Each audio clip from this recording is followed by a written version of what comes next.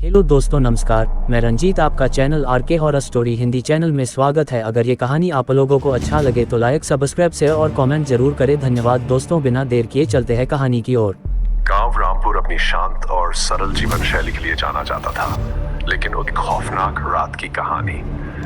गांव रामपुर अपनी शांत और सरल जीवन शैली के लिए जाना जाता था, लेकिन उस गांव के पास मौजूद एक पुराना हवेली चंद्र भवन लोगों के लिए खौफ और रहस्य का दूसरा नाम बन चुकी थी।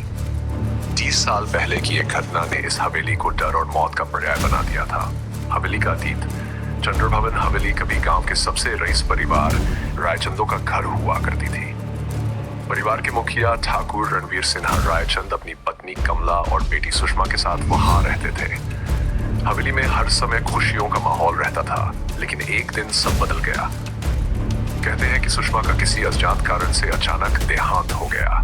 लोगों ने उसे अंतिम बार हवेली के बगीचे में खेलते हुए देखा था, लेकिन उसकी लाश हवेली की छत पर मिली। उसका चेहरा इतना विकृत हो चुका था कि कोई उसे पहचान नहीं पा रहा था। उस घटना के बाद रायचंद परिवार पर जैसे दुखों का पहाड़ टूट पड़ा। कुछ ही महीनों में रणवीर सिंह और उनकी पत्नी ने भी हवेली छोड़ दी और धीरे धीरे वो जगह सुनसान हो गई। लेकिन कहते हैं कि सुषमा की आत्मा अब भी उस हवेली में भटकती है।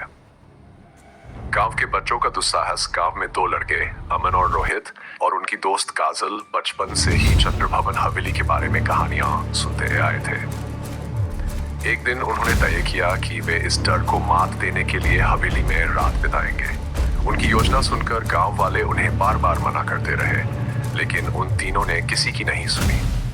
अंधेरी रात में जब पूरा गांव नींद के आगोश में था, तीनों ने अपने टॉर्च और खाना लेकर हवेली की ओर कदम बढ़ाए। हवेली का सन्नाटा हवेली के पास पहुंचते ही हवा में अजीब सी ठंडक महसूस हुई।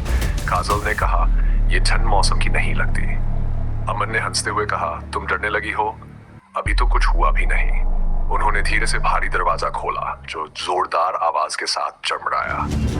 अंदर का माहौल पूरी तरह खामोश था, लेकिन हर कोने से ऐसा लगता था कि कोई उन्हें देख रहा है। जैसे ही वे अंदर बढ़े, एक पुरानी घड़ी का कांटा अचानक खुद ही चलने लगा। काजल ने घबराकर कहा, यह कैसे हुआ? लेकिन अमन और रोहित ने उसे समझाया कि शायद यह हवा की वजह से हुआ होगा। डरावनी घटनाएं शुरू होती हैं। तीनों ने हवेली के मुख्य हॉल में अपना ठिकाना बनाया और चारों ओर देखने लगे। दीवारों पर लगे पुराने चित्रों के चेहरे अंधेरे में अजीब तरह से चमक रहे थे। अचानक रोहित ने सीढ़ियों पर किसी के चलने की आवाज सुनी। क्या तुमने ये सुना? उसने फुसफुसाते हुए पूछा। अमन ने कहा, कोई आवाज नहीं है, तुमने कुछ ज्यादा ही सोच लिया। लेकिन तभी एक खिड़की जोर से बंद हुई और एक तेज चीख हवेली के कोनों में गूंज उठी। तीनों ने एक दूसरे की ओर देखा, लेकिन डर के मारे कुछ बोल नहीं पाए। है सुषमा की परछाई। वे हिम्मत जुटाकर दूसरी मंजिल पर जाने के लिए सीढ़ियों की ओर बढ़े। जैसे ही वे ऊपर पहुंचे, उन्हें एक कमरे से धीमे धीमे रोने की आवाज सुनाई दी। आवाज इतनी दर्दनाक थी कि उनके रोंगटे खड़े हो गए। काजल ने हिम्मत करके कमरे का दरवाजा खोला। कमरे के बीचों बीच एक छोटी लड़की सफेद कपड़ों में खड़ी थी। उसके बाल बिखरे हुए थे और उसका चेहरा नीचे झुका हुआ था। अमन ने कांपते हुए पूछा, कौन हो तुम?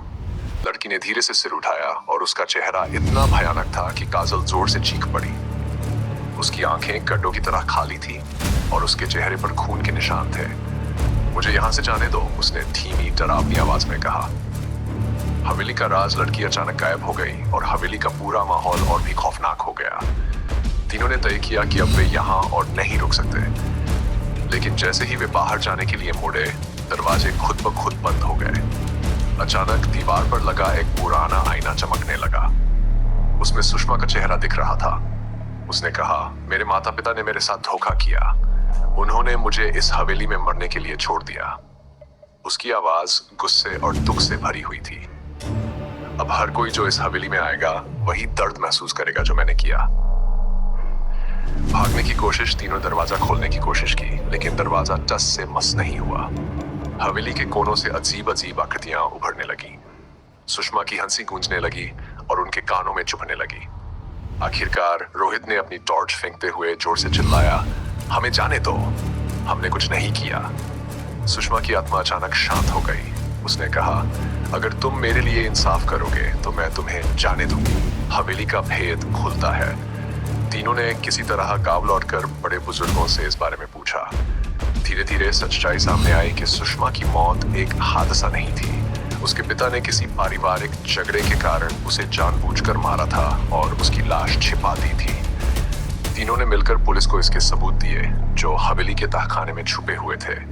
रणवीर सिन्हा को गिरफ्तार किया गया और सुषमा की आत्मा को शांति मिल गई। लेकिन गांव में यह कहानी आज भी डर और रोमांच का विषय बनी हुई है।